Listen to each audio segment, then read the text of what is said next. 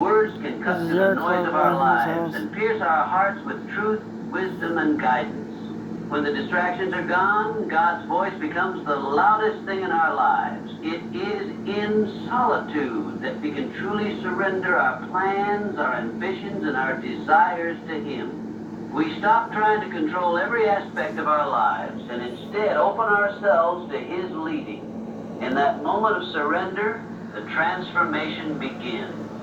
In solitude, we are not abandoned. We are being prepared. God uses this time to refine us, to teach us, and to strengthen us for the journey ahead. While it may feel uncomfortable, even painful, it is in these times of isolation that we become who we were always meant to be. God works through our solitude to draw us closer to Himself and to help us become more like Him. Solitude is not a place of emptiness. It is a place where the fullness of God's presence can fill us, renew us, and transform us from the inside out. Throughout history, many of the greatest individuals were not thrust into greatness by fame, fortune, or applause, but by seasons of solitude and challenge. It is in the wilderness, far from the spotlight, that God often does His most profound work in a person's life.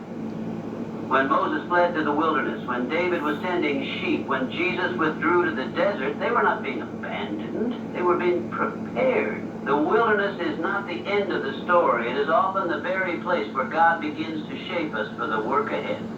The wilderness, by its nature, is a place of isolation and hardship. It's a place where the comforts of the world are stripped away, leaving a person with only what truly matters. In the wilderness, there are no distractions, no applause, and no external validation. It's just a person and their Creator. And it is in this quiet, challenging environment that God works in ways we cannot always understand in the moment. That happens in the wilderness, one that prepares a person not just for success, but for a life of purpose. Think of Moses. Before he could lead a nation, he spent 40 years in the wilderness, an exile, a fugitive running from his past mistakes. But in the wilderness, he learned humility, patience, and dependence on God. He experienced the voice of God in a burning bush, and it was in that moment that he realized his life was part of something much bigger than himself. Had he been in Egypt, surrounded by power and influence, he might have never learned the lessons that the wilderness taught him. The wilderness wasn't a punishment for Moses. It was the place where God prepared him for a divine purpose that would change the course of history. David, too, was anointed to be king, but he didn't immediately sit on the throne. Instead, he spent years running from King Saul, hiding in caves and living on the run. It was in these wilderness years that David grew in strength, character, and trust in God. He learned to lead people not through military might, but through humility and reliance on the Lord. He wrote many of the Psalms during this time, expressions of raw emotion, faith, and intimacy with God. Had he ascended to the throne without these formative years, he might not have been prepared to lead with the wisdom and grace that marked his reign. The wilderness is not just a physical place. It is often a spiritual condition that many of us experience in our lives. There are times when we find ourselves in seasons of difficulty, loss, or transition. During these seasons, it can feel as though we are far from God's presence, far from His purpose for our lives.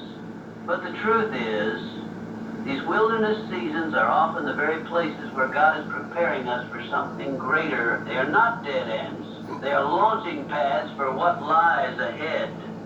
Just as God called Moses and David out of the wilderness at the appointed time, He will also bring us out of our wilderness seasons when the time is right.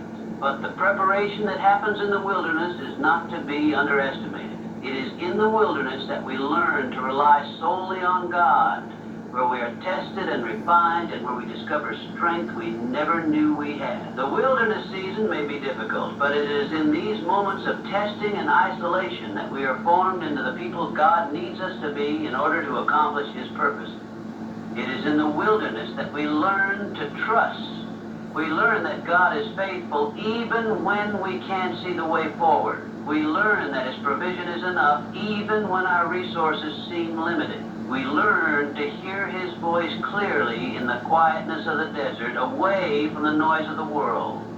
And it is here that we discover a deeper intimacy with God, a relationship that is built on trust and reliance rather than on the applause of the crowd or the approval of others. The wilderness is not a place to run from. It is a place to embrace. It is where God shapes us, refines us, and prepares us for what